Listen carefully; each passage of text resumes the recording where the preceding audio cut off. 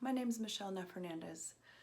I'm here today to talk a little bit about fear as it relates to grieving someone that we love. Fear is a normal after effect of suddenly realizing personally that people we love could die on any given day. And even though for the National Fallen Firefighters families, the potential danger of losing your firefighter is probably present in a conscious way, it's not real until it happens. And the reality of that situation often leads to this after effect of an ongoing fear for the other people we love in our lives.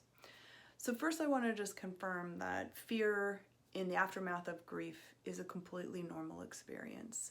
When you suddenly realize that it's your people who might die, then that makes everyone vulnerable, right? All the people you love, even animals, anything with a heartbeat is suddenly and painfully vulnerable. So it's really normal if you find that you struggle with a higher level of fear or anxiety around the safety of the people that you love.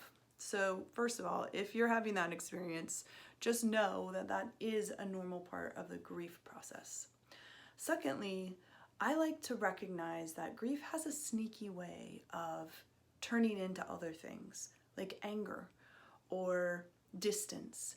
So sometimes our fear will disguise itself as being angry with someone who hasn't called you when they said they would, or as kind of this disconnect, like if I just don't get too close to people, then I will not be so broken if they die, right? So just recognizing that the thing about fear is that it can be disguised as many other emotions, and so you may not feel that you are actively afraid, and yet your fear of someone you love dying might take another path and turn into a different type of emotion that maybe is over large.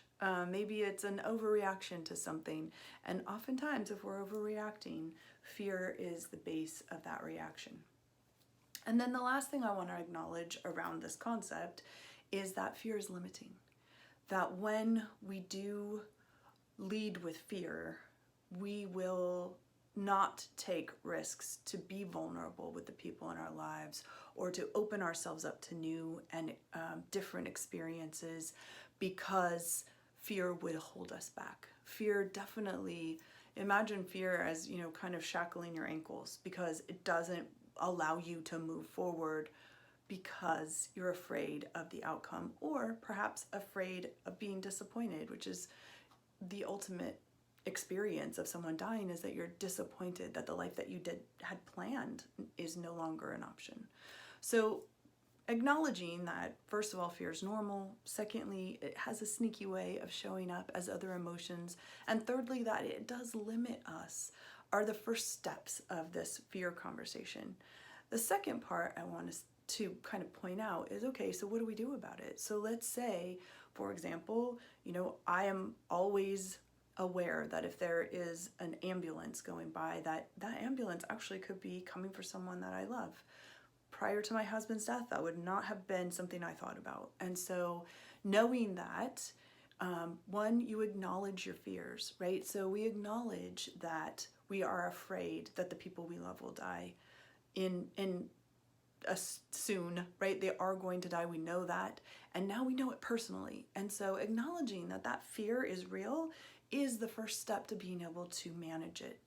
The next word I want to use actually is manage. So, okay, let's go back to my fear of knowing that if I hear an ambulance, it could be someone that I love. I'll tell you what I do.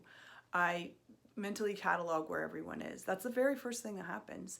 And I used to try to stop myself from doing it, and then I realized that is just one way for me to manage the reality that my husband was picked up by an ambulance. And so when I hear an ambulance, it's possible that it could be for someone else I love. And so I do a mental catalog.